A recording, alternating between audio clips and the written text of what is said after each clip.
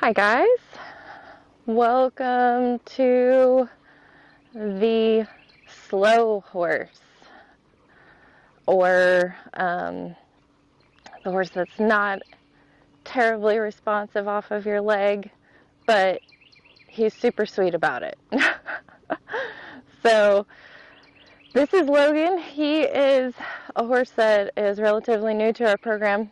He actually started off as a Western pleasure horse, and he was taught a double spur stop. So coming off of the leg, honestly, is a little bit of a tricky spot for him at the start. So with him, he's also starting to understand about what it means to be on the bit and all of those things. So with him today, you'll probably see him going too low, ducking behind, all of the things. So just bear with us in our learning phase. So with a horse that's a little bit slow off your leg or doesn't necessarily understand the aiding system, but they're not quite as bad as the bossy horse who's trying to make the decisions for you and take you all over the place. With these slower horses, I still try and give myself a little bit of room off the rail.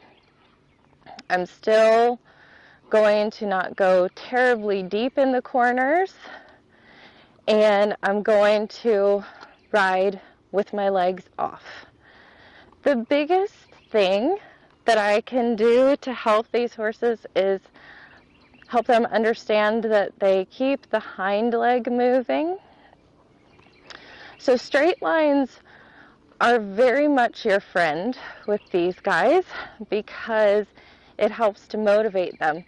But when they get stuck and they're like not responding, super slow to respond, it's good to stay off of the rail so that you can put them into almost like a turn on the forehand feeling. Not that tight because you don't want to shut down the front end movement, but you want to be able to kind of encourage the hind leg to be able to keep going. So a lot of times, even at the beginning of the ride, I will take him into a little bit of a smaller diameter circle and be able to kind of send the hind leg into the trot again. So it really gets the point across to him like, hey, look, I don't honestly care about anything else other than if that hind leg is going from my inside leg, okay?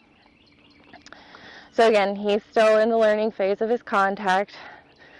Got the Western pleasure look going on right now. But he's finishing up his walk set, so we'll get into trot and we'll see if we can show you guys how to motivate the slow horse with these beginning exercises. So I'm thinking again, legs off, light and airy aids. Good boy. And if they're really slow, like into this jog, I'm just going to sit it because it's easy enough. But see, right here is where I'm using that bending line to say, hey, hind leg, keep going. And then I can start my posting. And if it gets slower again, I'll sit it and I'll say, hey, hind leg, keep going. Good boy. And again, like, he's still learning the contact, so I'm not worried about where his head is right now. That's going to fix itself. Okay? Good boy. There we go. Good job. Changes of direction are a good thing with this horse. But really, those wide turns where you can say, hey, hind leg, hey, hind leg, hey, hind leg, hey, hind leg, that's what's really going to help. Good boy. Good boy. Good job. Sometimes vocal cues with these guys, I've learned with the horses that come from a Western pleasure background, that kissing oftentimes helps them. Good boy. See how he responded in that really nice forward way after I was like talking to his hind leg on that half circle there, that's what we want, okay? So I'm always going to use these little half circles. Hey, hind leg, hind leg, good boy. And it's like a rhythmical thing, okay? Good job, bud. Hey, hind leg, hind leg, hind leg, good boy. Good job. Good job. Good boy. Go across the diagonal again. Really quiet with the contact. I don't want to get in his way, but I want him to help find out how big he can trot. Hey, hind leg. Hey, hind leg. Hey, hind leg. Good boy. Okay, so it's the same thing when I go, oh, hey, hind leg. Good boy.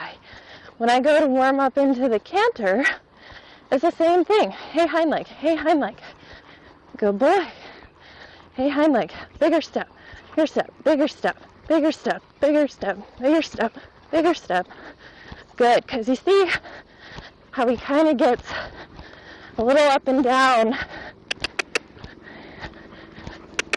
Hey, hind leg. There you go. Good boy. A little up and down into the canter. Good. I'm going to use the long side. Good boy. Good job. Use the half side, half turn. Hey, hind leg.